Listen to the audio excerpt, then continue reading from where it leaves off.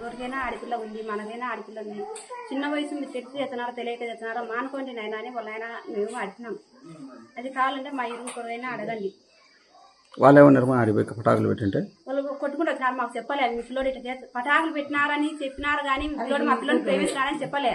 ఆ బుట్లో మళ్ళా పక్కన వాళ్ళు చెప్పినారు ఆ పిల్లని ప్రేమిస్తారంటే వాడు ఇష్టంగా వాళ్ళ ఇంటికాడ పటాకులు పెట్టినాడు అని చెప్పినారు మనకి. తర్వాత మీరేం చేసినారు?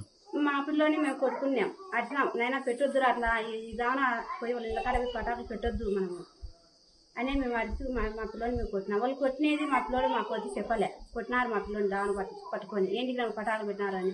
అప్పటికి వాళ్ళకి తెలిసిందో ఏమో మాకు తెలియదు. నిన్న ఏం జరిగిందమ్మా? నిన్న గండికోటకు పోతున్నారని నిన్న వచ్చింది సార్. మాకు గండికోటకు పోయేది నాకు తెలియదు. మా పిల్లలకు బాగాలేక మేము హాస్పిటల్లో ఉన్నాము. హాస్పిటల్లో ఉన్నాక సాయంత్రంగా నాకు తెలిసింది మా పిల్లోడు ఇట్లా పని లేడని. అంతవరకు నాకు తెలియదు. పిల్లోడు పిలుచుకుపోయడం అయితే నిజమే, వాడు పిలుచుకురాని తప్పు అయింది మా పిల్లోని. అది నాకు తెలిసింది సార్. మా పిల్లోడు పిలుచుకోకుండా వచ్చింది తప్పే. పిలుచుకో తింటే ఇంత సమస్య ఉండకూడదు. నా కొడుకు తప్పు చేసి నేను మీరు ఏదైనా చేసేయండి మా పిల్లోని.